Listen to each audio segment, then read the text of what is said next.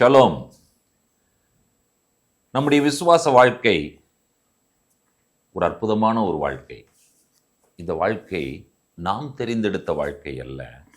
கர்த்தர் நம்மை அழைத்து இந்த வாழ்க்கைக்குள்ளாக நாம் வந்திருக்கிறோம். நாம் அவரை தெரிந்து கொள்ளவில்லை, அவரே நம்மை தெரிந்தெடுத்திருக்கிறார், அழைத்திருக்கிறார். தாயின் கருவில் உருவாகும் முன்னே நம்மை அவர் தெரிந்தெடுத்திருக்கிறார்.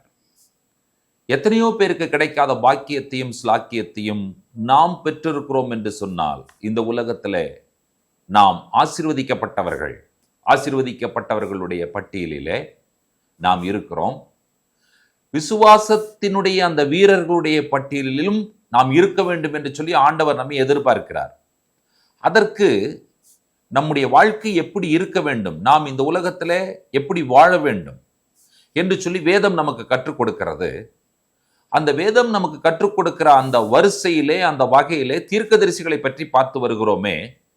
மீகாவின் மூலமாக நாம் எப்படி இருக்க வேண்டும் என்று சொல்லி ஆண்டவருடைய எதிர்பார்ப்பு என்ன என்பதை நாம் இன்றைக்கு பார்க்க போகிறோம்.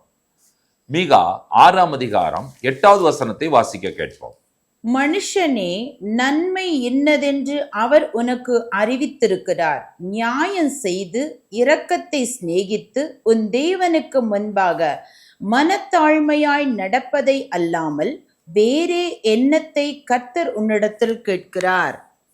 நன்மை இன்னது என்று சொல்லி கர்த்தர் உனக்கு அறிவித்திருக்கிறார். நன்மை, குட் திங். தீமை என்று ஒன்று இருக்கிறது. ஆனால் கர்த்தர் நன்மை என்ன என்பதை நமக்கு அறிவித்திருக்கிறார். அவர் அறிவித்த நன்மையை நாம் பெற்றுக்கொள்ள வேண்டும் என்று சொன்னால், அதாவது நன்மை அனௌன்ஸ் பண்ணப்பட்டது, இதுதான் நன்மை என்று சொல்லிவிட்டார். இப்ப நம்முடைய பிரயாசம் என்ன? நமக்கு இந்த விசுவாச வாழ்க்கையிலே நாம் எதை நோக்கி போய்கொண்டிருக்கிறோம்? நன்மையை பெற்றுக்கொள்ளுவதற்காக நன்மையை நோக்கி நாம் பிரயாணப்பட்டு கொண்டிருக்கிறோம், அடியெடுத்து வைத்து ஒவ்வொரு நாளும் நடந்து கொண்டிருக்கிறோம். எதை பெற்றுக்கொள்வதற்கு? நன்மையை பெற்றுக்கொள்வதற்கு. இந்த நன்மையை பெற்றுக்கொள்ளுவதற்கு கர்த்தர் சொல்லுகிற அந்த படி, என்னென்ன ஸ்டெப் எடுத்து வைத்து நீ நடந்து வந்தால் நீ இந்த நன்மையை பெற்றுக்கொள்ளலாம். இந்த நன்மை was announced already, the good thing.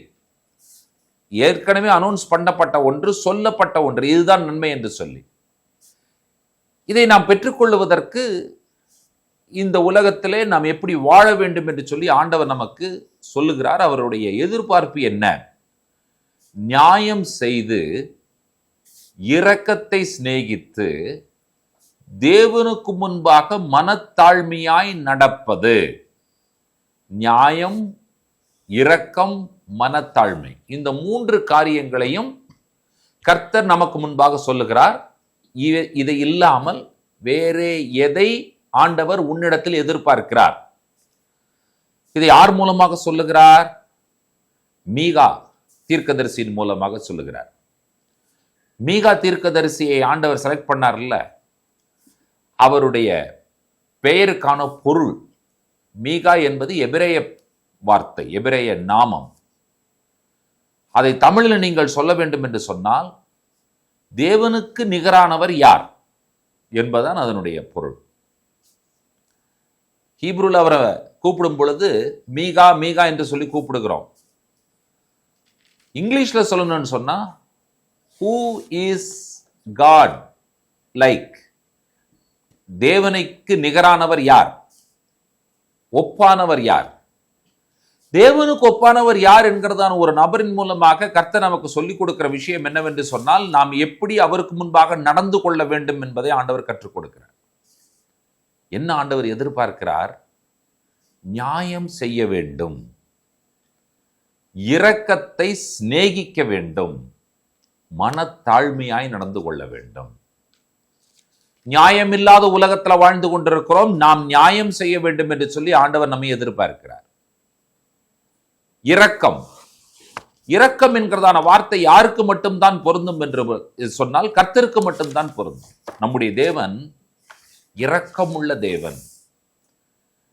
நீங்கள் வேறு யாரிடத்திலும் போய் என்மேல் இரக்கமாயிரும் என்று சொல்லி கேட்டால் அவர்களால் உங்களுக்கு இறங்க முடியாது. காரணம் என்னவென்றால், அவர்களிடத்தில் இரக்கம் என்கிறதான குணம் இல்லை. கர்த்தரிடத்தில் தான் இரக்கம் இருக்கிறது. கர்த்தரிடத்தில் இரக்கம் பெற்ற நாம் என்ன செய்ய வேண்டும் என்று சொல்லி ஆண்டவர் எதிர்பார்க்கிறார். நான் உனக்கு இறங்கினதை போல நீ அடுத்தவர்களுக்கு இரக்கம் பாராட்டு. நாம் பாராட்டுகிற இரக்கம் மற்றவர்களுக்கு எதை புரிய வைக்கும் என்று சொன்னால், நாம் ஆராதிக்கிற தேவனை புரிய வைக்கும். நாம் நியாயம் செய்வோம் என்று சொன்னால் மற்றவர்களுக்கு எதை புரிய வைக்கிறது என்று சொன்னால், நியாயமுள்ள கர்த்தர் ஒருவர் இருக்கிறார் என்பதை அவர்களுக்கு அது புரிய வைக்கும். என்னை ஒருவன் புரிந்து கொள்வதற்காக அல்ல, என்னை ஒருவன் புகழ வேண்டும் என்பதற்காக அல்ல, எனக்கு பெயரும் பொருளும் கிடைக்க வேண்டும் என்பதற்காக அல்ல. எனக்கு பெயரும் புகழும் பொருளும் எது கிடைத்தாலும் அது நிரந்தரம் இல்லை. நான் செய்கிற நியாயமுள்ள கர்த்தரை ஒருவனுக்கு புரிய வைக்கும், ஒருவர் இருக்கிறார் என்பதை புரிய வைக்கும்.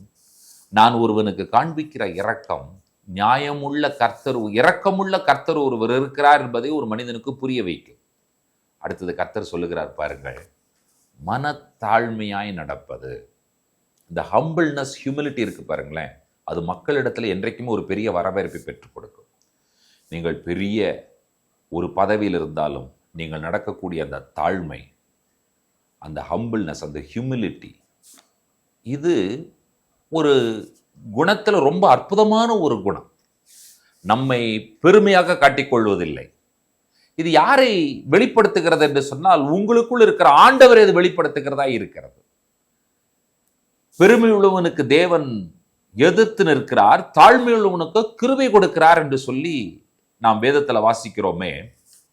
அந்த மனத்தாழ்மை, மீகா அவரின் மூலமாக கர்த்தர் நம்மிடத்தில் கேட்கிற கேள்வி,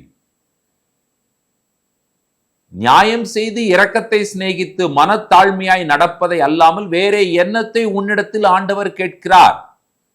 விசுவாசத்தினுடைய அடிச்சுவடுகள், விசுவாசத்தினுடைய படிக்கட்டுகளிலே ஒவ்வொரு படியாக நாம் மேலே ஏறிக்கொண்டிருக்கிறோமே, எவ்வளவு கஷ்டப்பட்டு ஏறிக்கொண்டிருக்கிறோம். இதிலே கர்த்தர் எதிர்பார்க்கிற விஷயம் என்னவென்று சொன்னால், அந்த படிக்கட்டுகளில் ஏறுகிற நாம் நியாயம் செய்ய வேண்டும் என்று சொல்லி ஆண்டவர் எதிர்பார்க்கிறார். அந்த ஸ்டெப்ஸ்ல ஆண்டவர் என்ன எதிர்பார்க்கிறார்? இரக்கத்தை காண்பிக்க வேண்டும், சிநேகிக்க வேண்டும் என்று சொல்லி ஆண்டவர் எதிர்பார்க்கிறார். அடுத்தது ரொம்ப மிக முக்கியமான ஒரு காரியம், மனத்தாழ்மையாய் நடக்க வேண்டும் என்று சொல்லி ஆண்டவர் எதிர்பார்க்கிறார். இன்றைக்கு எத்தனை பேர் இந்த 3 விஷயத்தை, ஆண்டவர் எதிர்பார்க்கிற விஷயத்தை நிறைவேற்றுவதற்கு ஆயத்தமாகிவிட்டீர்கள்?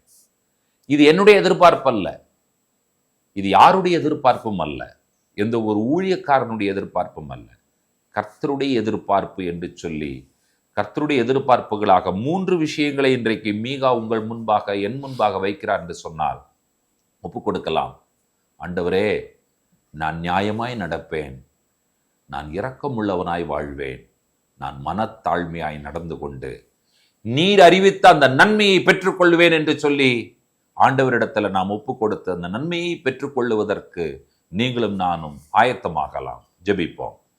உன்னதங்களில் வாசமாய் இருக்கிற எங்கள் அன்பின் ஆண்டவரே, உம்முடைய எதிர்பார்ப்பை நாங்கள் மீகா தீர்க்கதரிசியின் மூலமாக நாங்கள் அறிந்து கொண்டோம். நன்மை இன்னதென்று நீர் ஏற்கனவே அறிவித்து விட்டீர். அந்த நன்மையை பெற்றுக்கொள்ளுகிற அந்த பயணத்திலே ஒவ்வொரு படிக்கட்டாக நாங்கள் ஏறும் பொழுது நீர் எங்களிடத்தில் எதிர்பார்க்கிற விஷயம், நாங்கள் நியாயம் செய்ய வேண்டும், இரக்கமுள்ளவர்களாய் இருக்க வேண்டும், தாழ்மையுள்ளவர்களாய் நடந்து கொள்ள வேண்டும். பெருமைகளையும் மேட்டுமைகளையும் எங்களை விட்டு எடுத்து போடுங்க. அநியாயத்தை எங்களை விட்டு தூரமாய் தள்ளிவிடுங்க.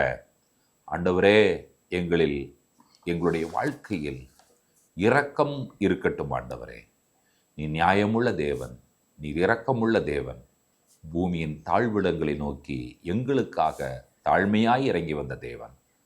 உம்மை நாங்கள் வெளிப்படுத்தி இந்த உலகத்தில் நாங்கள் வாழ்ந்து நீர் அறிவித்த நன்மையை முழுமையாய் பெற்றுக்கொள்ள எங்களை ஒருவருக்கு உதவி செய்ய வேண்டும் என்று சொல்லி ஒப்புக் கொடுக்கிறோம்.